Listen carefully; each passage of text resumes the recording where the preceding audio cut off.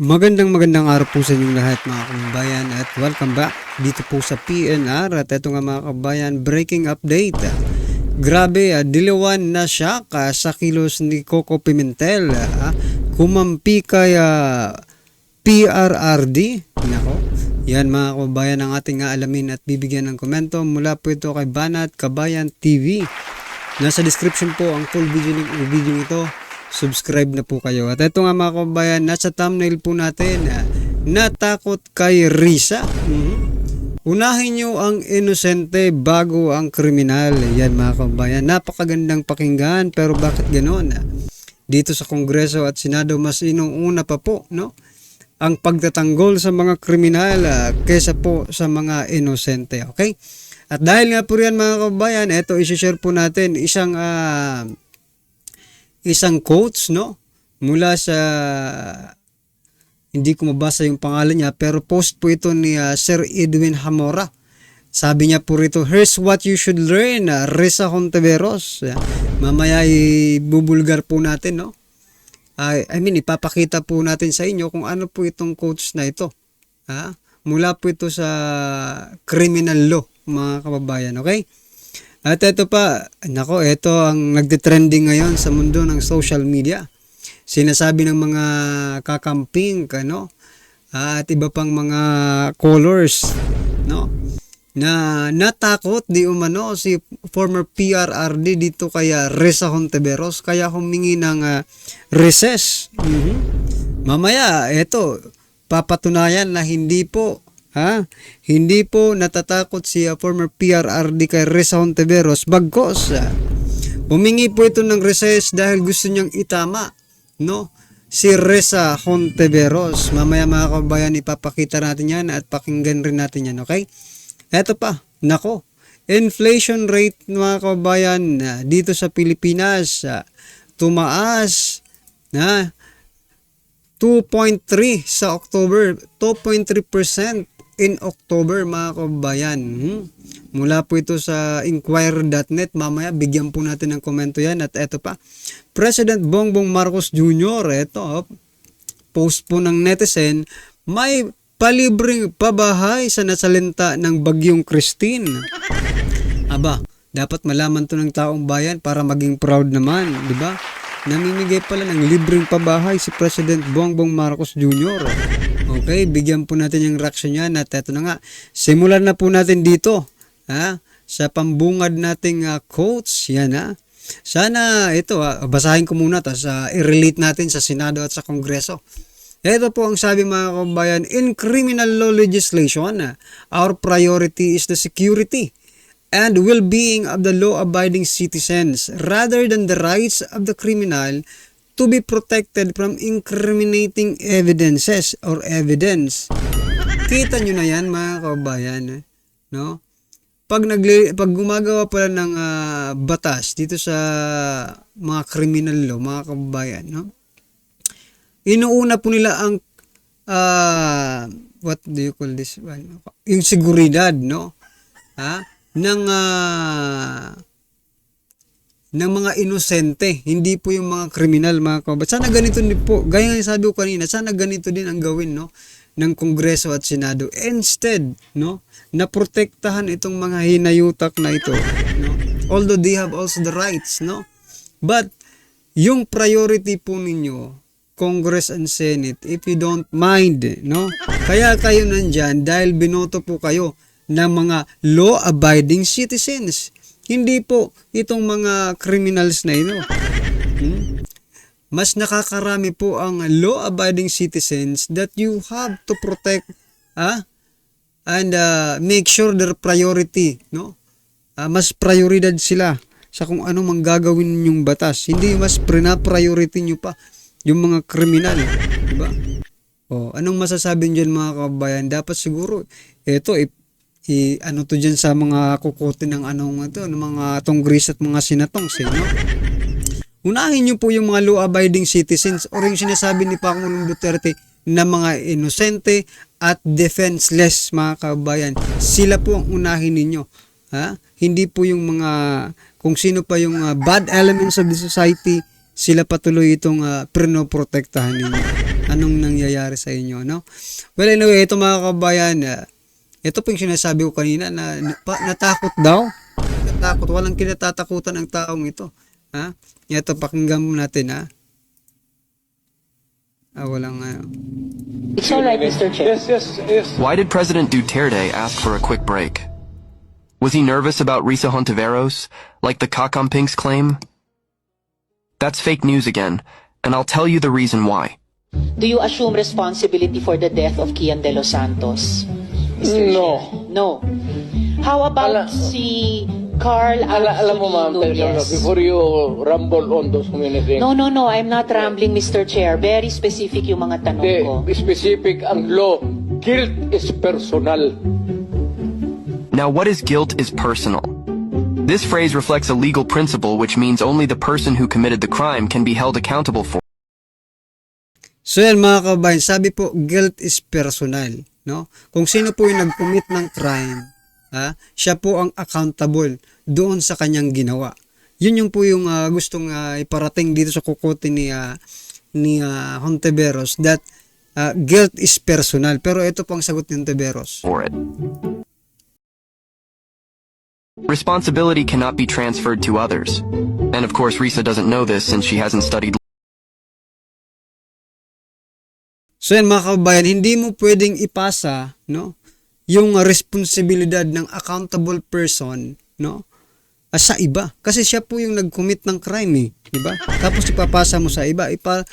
Bakit hindi po ito naintindihan ni Risa Hontiveros? That's kasi hindi po lawyer, no? Ito po ang sabi niya. Law, like Duterte has. Magtanong ka muna ng abogado. Okay lang po. Kayang-kaya kong magtanong sa abogado. Sige, tanong ka itanong muna ko ngayon po. before we proceed. No. Hindi tayo I magkakaintindihan prepared dito. these questions with my Guilt legislative is staff. personal. Yes, it's very personal. Hindi- So yan mga kabayan, ang sabi po ni dating Pangulo, guilt is personal. Sabi po ni Risa Hontiveros, gusto ko lang mga kabayan, yes, very personal, sabi niya. So ang tinutukoy base po sa pag-deliver ni Risa Hontiveros, no, ng kanyang statement.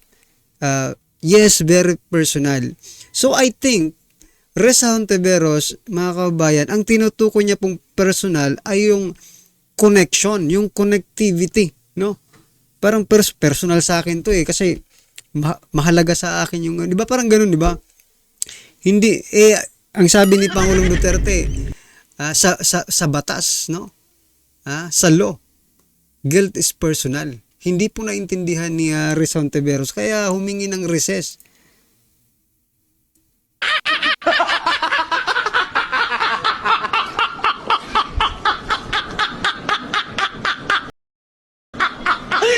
Oh my God! You know,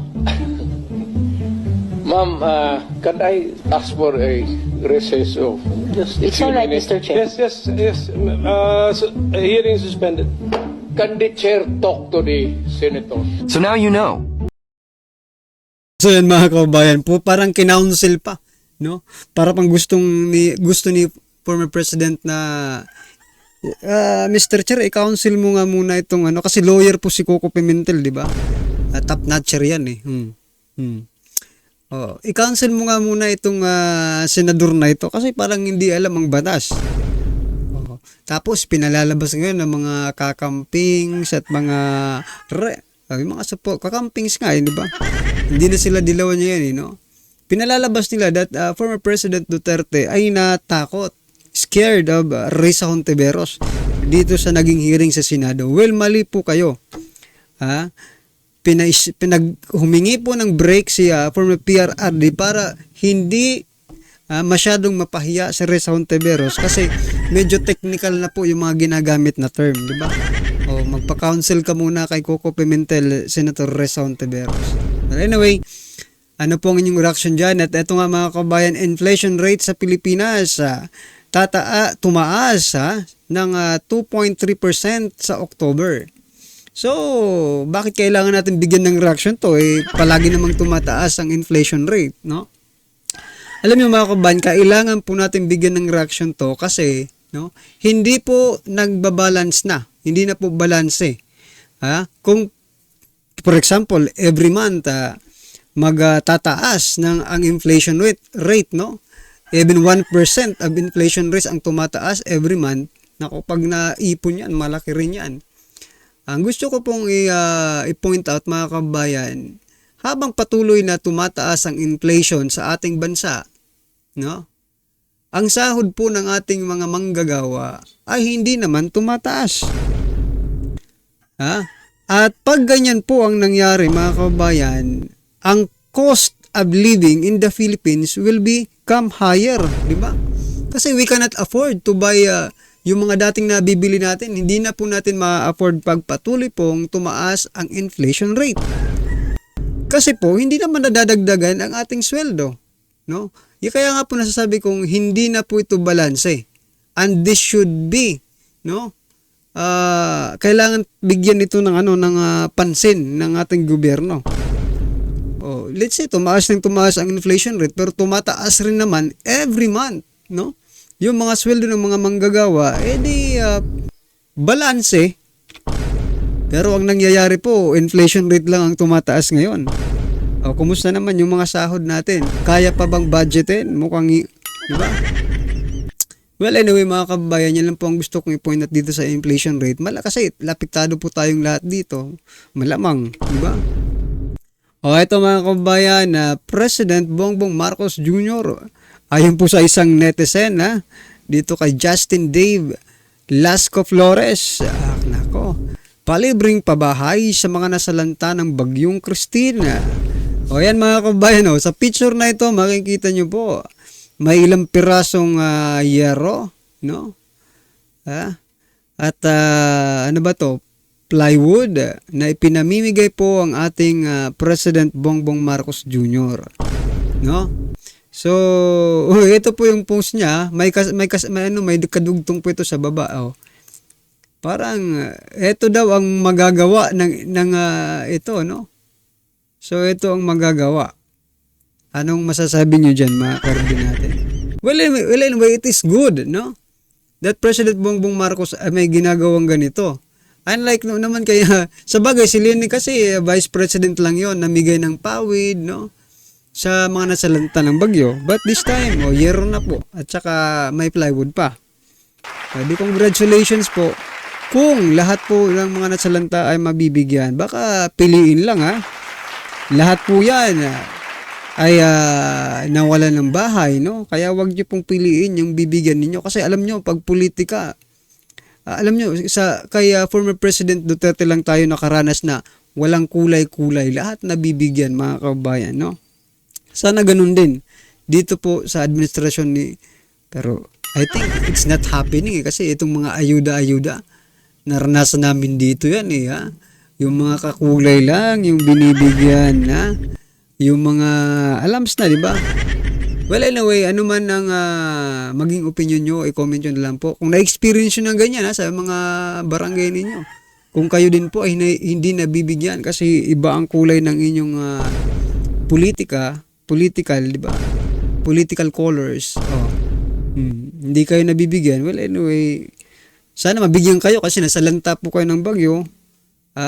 No one is exempted, no? Kailangan lahat. Well, anyway mga kabayan, ito, pakinggan po natin to at bigyan natin ng reaction.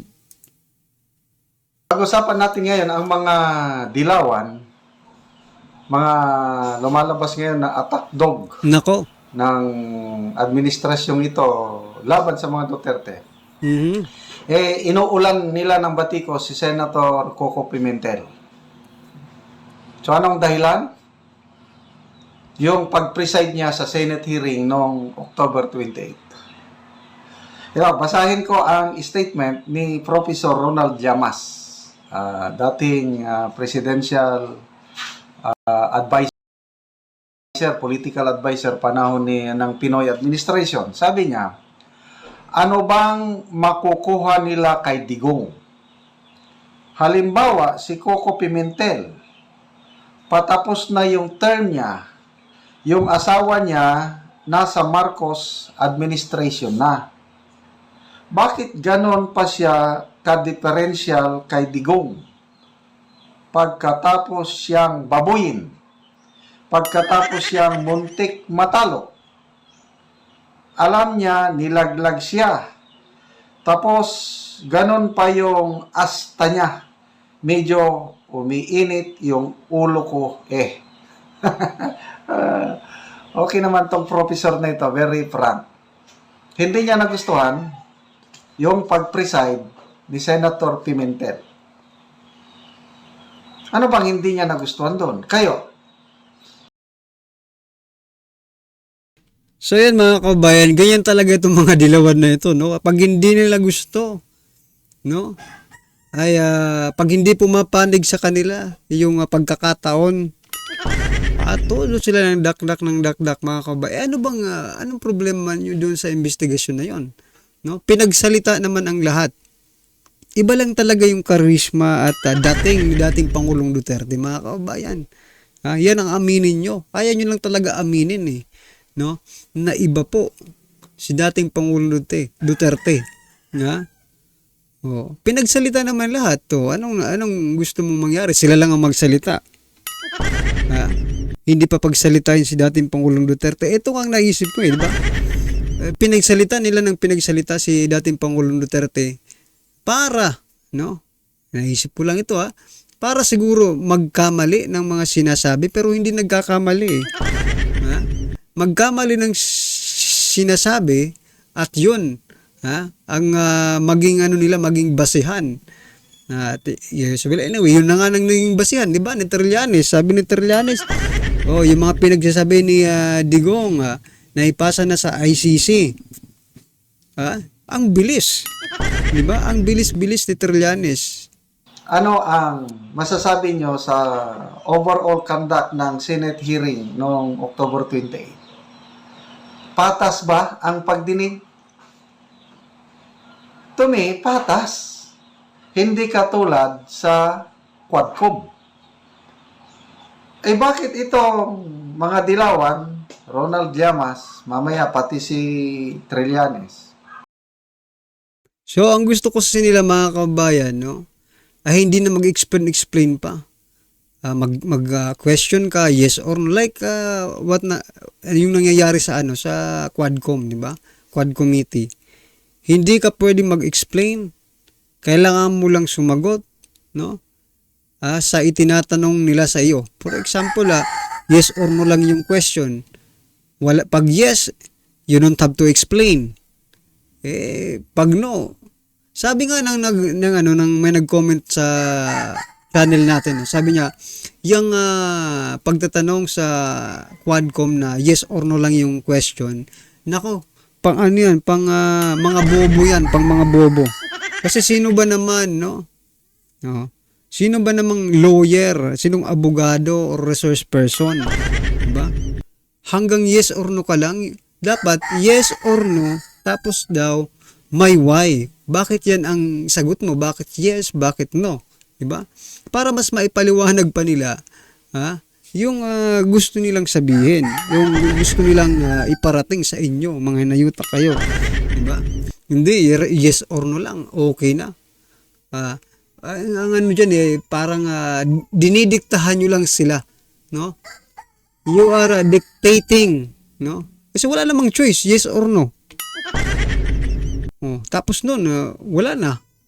Unlike dito sa Senado, no? Well, anyway, in fairness to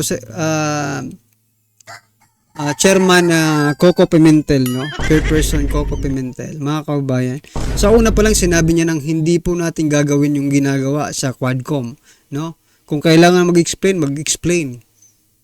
Kaya doon siguro uminit ang mga tenga, no? Itong mga dilawan na ito kay Coco Pimentel kasi pina-explain niya ng pina-explain, no? Itong si former President Duterte. Pag sumasagot po yung mga for example si Senator Risa Hontiveros, no? Nire-rebat agad ni Pangulong Duterte. Siguro ko yun dahil siguro napahiya yung mga pambato nila diyan sa Senado. Kaya, no? Kaya mainit sila kay former President Duterte. Well, anyway mga kababayan, ano man po ang inyong reaksyon, opinion, or kritisismo sa video ito ay comment lang po sa baba. Para at least alam po ng ating mga kababayan ang inyong opinion. Maraming salamat po.